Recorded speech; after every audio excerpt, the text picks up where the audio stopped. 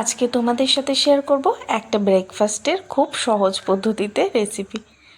তো কম বেশি সবাই এরমভাবে খেয়ে থাকো জানি। তো আমি কি দিয়ে করলাম সেটা তোমাদের দেখাই চলো। আমি নিয়েছিলাম একটু গাজর, পেঁয়াজ, ক্যাপসিকাম, কাঁচা লঙ্কা, পেঁয়াজ পাতা, ধনে পাতাকে ভালো করে চপ করে নিয়েছি। তারপর তাতে দিয়ে দিচ্ছি একটু চিলি সস, টমেটো সস আর বেশ খানিকটা মেয়োনিজ।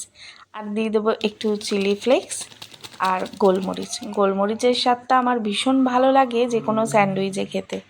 তো তার জন্যই গোলমরিচ দিলাম আর দিয়ে দিচ্ছি স্বাদ মতো নুন। এরপর একটা প্যান ভালো করে গরম করে নিয়ে তাতে ব্রেডগুলোকে সেঁকে নেব বাটার দিয়ে। এখানে তোমরা বাটার চাইলে কিন্তু নাও ব্যবহার করতে পারো, আমি একটু দিয়েছিলাম বাটার। তো তারপর ভালো করে এপিট ওপিট সেঁকে নেওয়ার পর যে সবজির মিশ্রণটা বানিয়েছিলাম সেটা ব্রেডের উপর প্রথমে মাখিয়ে নিচ্ছি ভালো করে। চারিদিকটা ভালো করে মাখিয়ে তার উপর আর একটা ব্রেড চাপা দিয়ে দিয়েছি। তার উপর দিয়ে দেবো স্লাইস করে কেটে রেখেছি এই যে এরকম টাইপের শসা। তো সেগুলো দিয়ে ভালো করে ভরাট করে দেব। আর তার উপর দিয়ে দেবো স্লাইস করে কিছুটা ডিম সেদ্ধ। এখানে আমি ডিম সেদ্ধটা একটু হাফ বয়েল টাইপের করেছিলাম, তো খুব হার্ড বয়েল করিনি।